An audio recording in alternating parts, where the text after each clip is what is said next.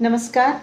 मैं डॉक्टर नैना वसानी आज आपके समक्ष बारिश और उससे संबंधित त्वचा के रोगों की जानकारी और उनसे बचने की कुछ टिप्स लेकर उपस्थित हुई हूँ। जैसे कि आप सभी जानते हैं, पिछले कई दिनों से भारत के कई हिस्सों में भारी वर्षा हो रही है। महाराष्ट्र के साथ साथ कई राज्यों ने बारिश की वजह से रेड अलर्ट जारी किया है। ऐसे में आवश्यकता ना हो तो घर से बाहर ना निकले, ऐसी सूचना प्रशासन भी बार बार जारी कर रहा है।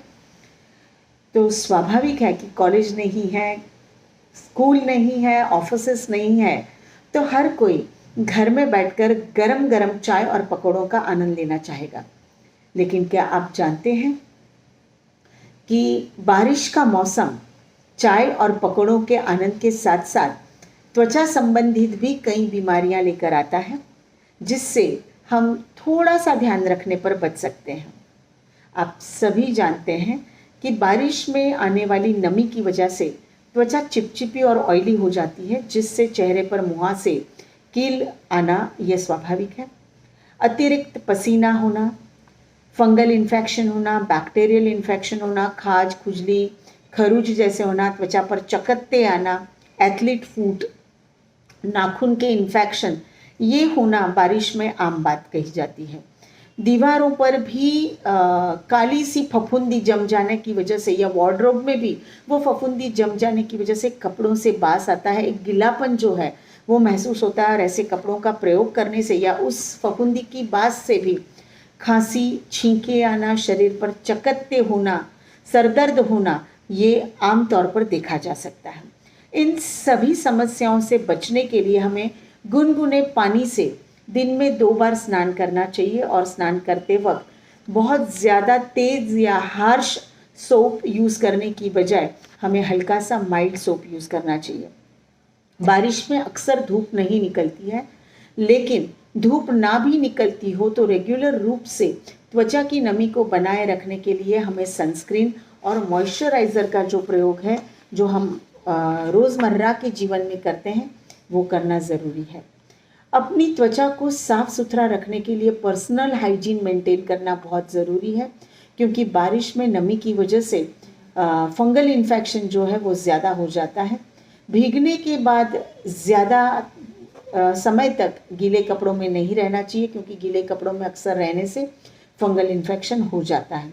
हो सके वहाँ पर हमें भीगना जो है वो अवॉइड करना चाहिए, और अगर यदि हम भीगते भी हैं तो घर पर आकर तुरंत गुनगुने पानी से स्नान कर लेना चाहिए।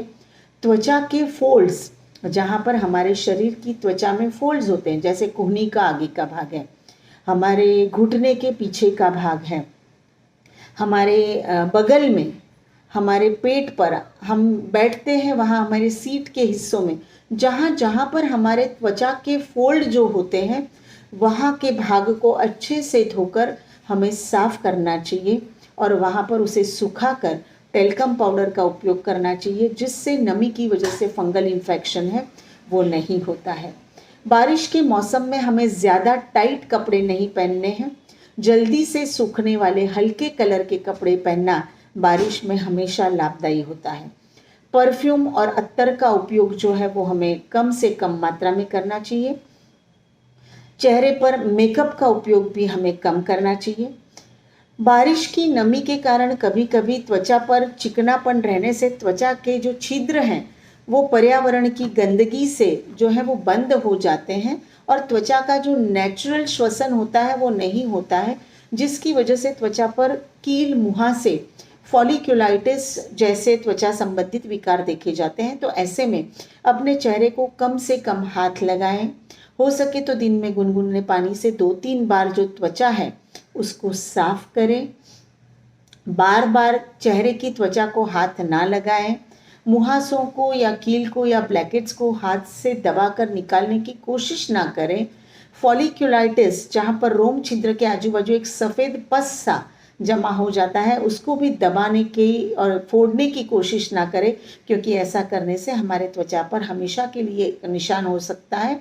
और ऐसी परिस्थिति में अगर 2 या 3 दिन में वो कम नहीं होता है तो आप अपने डॉक्टर की सलाह अवश्य लें।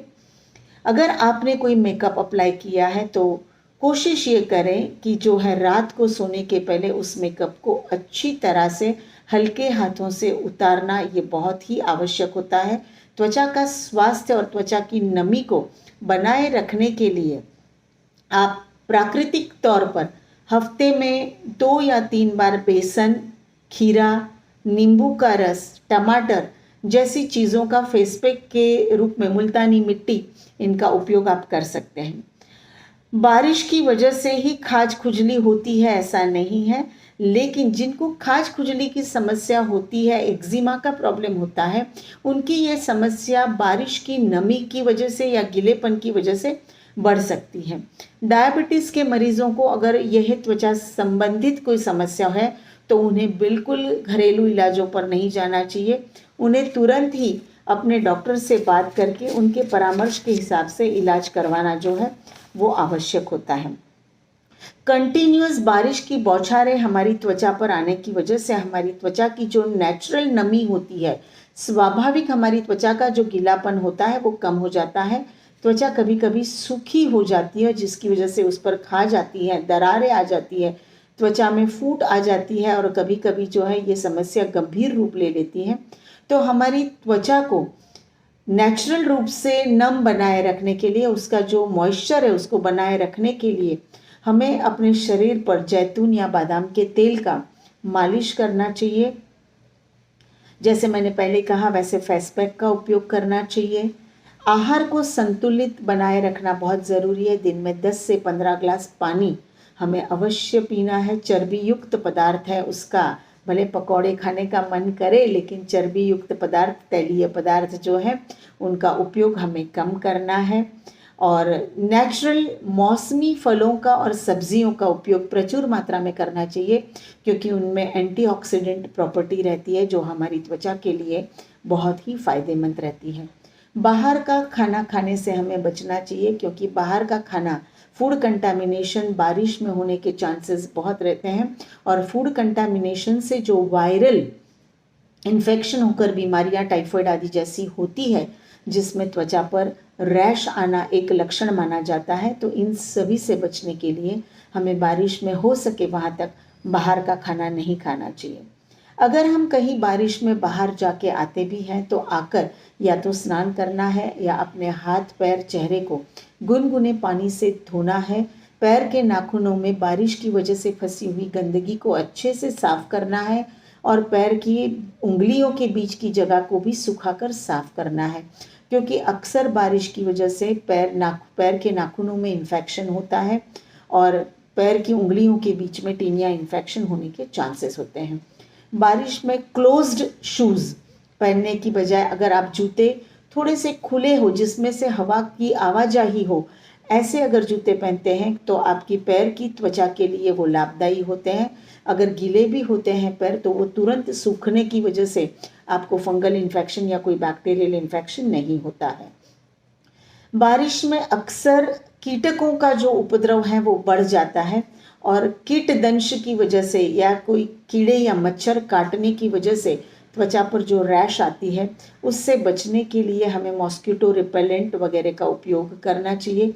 हो सके वहाँ तक पूरी तरह कवर हो ऐसे फुल स्लीव्स के खुली बाह के जो है वो कपड़े पहनने चाहिए, जिसकी वजह से हम कीटकों के दंश से बच सकते हैं। बारिश के मौसम में दिन के समय पर साफ पानी में डेंगू के मच्छर जो हैं उनकी उत्पत्ति होती है और उनके काटने की वजह से हम डेंगू जैसी बीमारियों से भी बच सकते हैं। तो ध्यान रहे कि बारिश के मौसम में हो सके वहाँ तक हम पूरी बाह के कपड़े पहने और अपनी त्वचा की रक्षा करें। बारिश के इस मौसम में चाय और पकौड़ों के आस्वाद के साथ साथ आप स्वस्थ रहें, सुरक्षित रहें और अपनी त्वचा को स्वस्थ रखकर सुंदर और मस्त रहें, यही कामना करती हूँ। जय हिंद, जय महाराष्ट्र।